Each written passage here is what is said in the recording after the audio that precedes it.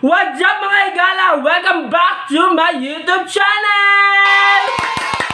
Before we proceed to our next content, I would like to thank to those who support and watch my first vlog ever!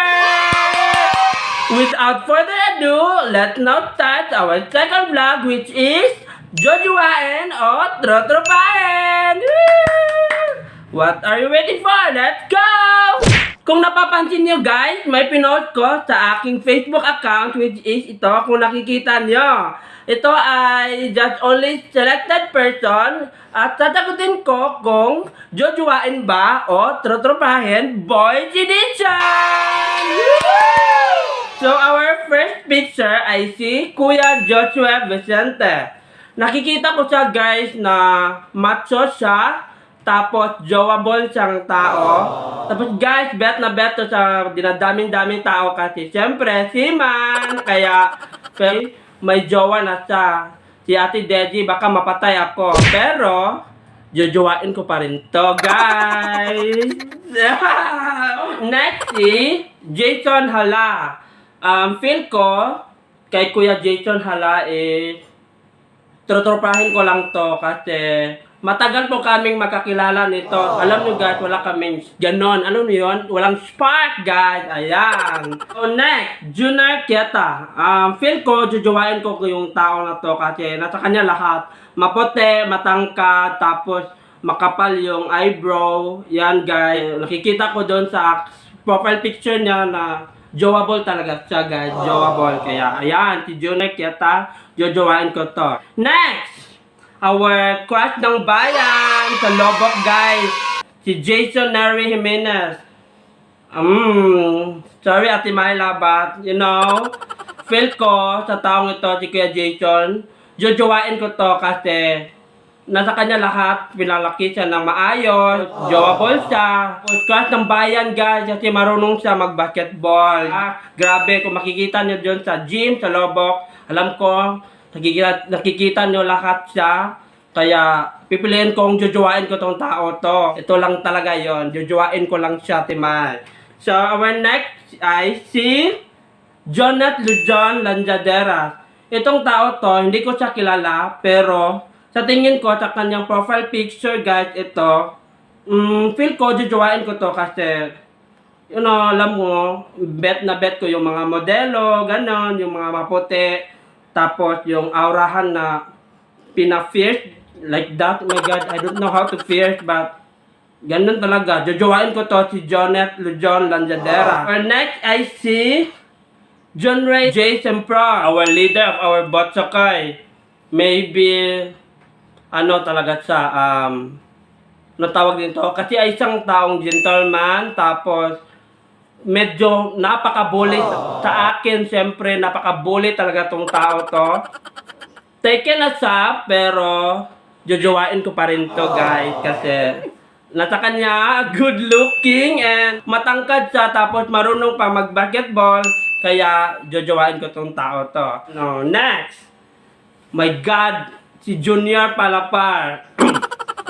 Halatang halata na po guys na trotropahin ko lang to kasi hindi ko nakikita yung, my future. Wala akong nakikita dito, guys. Trotropahin ko lang to, kaya pasyenta na dyan, Junior. Next, I see Mark Eric John Dalagan. Siya isang magaling kumanta. Magaling sa mga sports. Siyempre, magkakilala kasi kami. Taken na to kay Mary Venice Basta. Pero, trotropahin ko lang to. Next, I see Marlo Arizala. May feel ko, trotropahin ko lang to kasi my God, wala akong future ditong taong to. At saka, celebrity to. Celebrity ba? Ewan ko, basta wala kami. Trotropahin ko lang to siya, guys. Next, I see Pet pa. Sa tingin ko, trotropahin ko lang to kasi wala kaming ganun din. Spark, guys, wala. Walang talaga sa akin. Pero tropa pa rin tayo. Kaya, yan. Or next, I see mga team Botsokay. Kaya kung mapapansin nyo to guys, madami po talaga sila.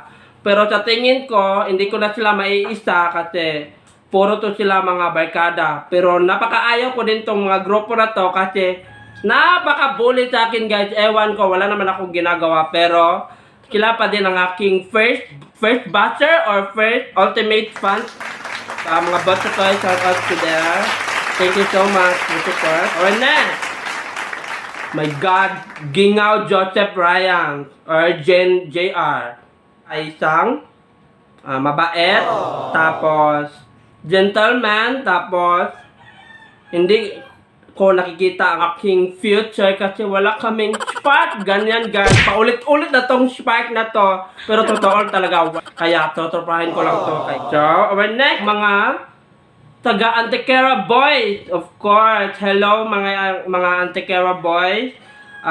Feel ko kayong lahat ay tutupahin ko lang kasi magkakilala tayo guys. Yes, hindi pa nakakilala, taga Antequera din ako guys, sa Bohol, iba. I'm half Lobocano and half Antequerano. So, tutupahin ko lang kayo guys. So, next, John Vincent Lapura. Siya ay good looking. Tapos meron matangkad din siya, tapos magaling sa mga instrumento. Ewan ko anong instrumento ba yon, basta member siya sa Lobok Youth Ambassador. Pero tutupahin ko lang to.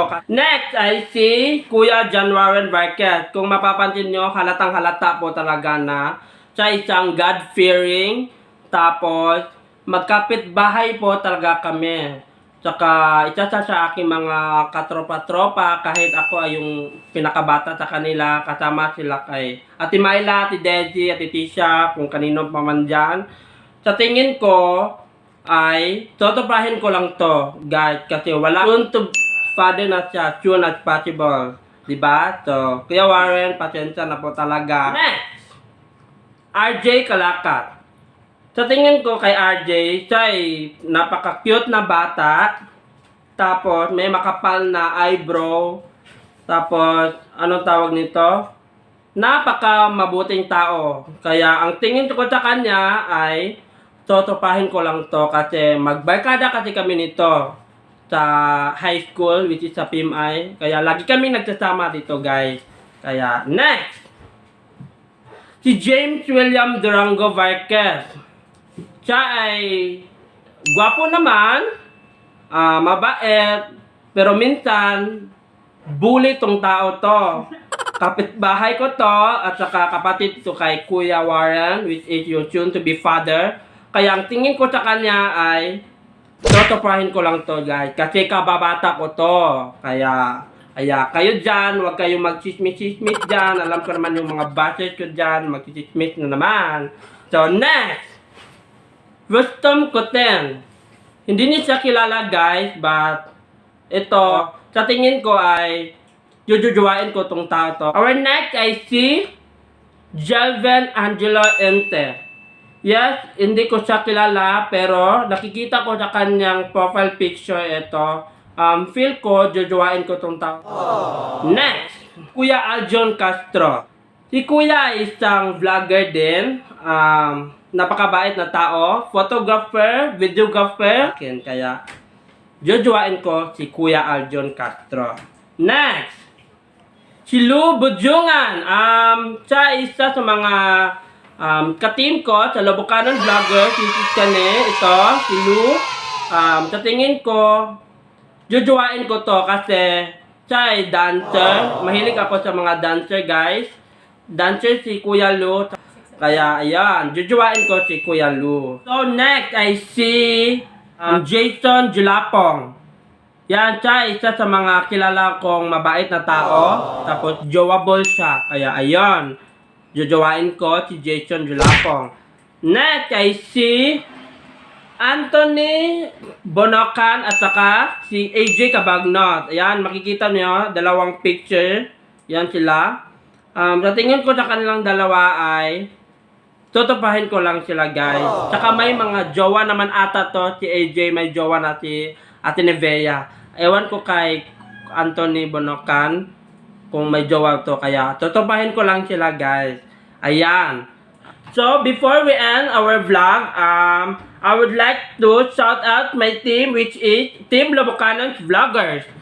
Sila ay Lakwatserong Boholano, Cheryl Agan, Jomar Salcet Jamora, Sikong Badoy, John Anthony Balito, Aljon Castro, Poging Siman, Meridel Channel, Humba Girls Vlog, Karen Kate, and Kuya Lou Official. Shout out to those. Sila ang nagtumutulong sa akin at nagsusupport sa akin.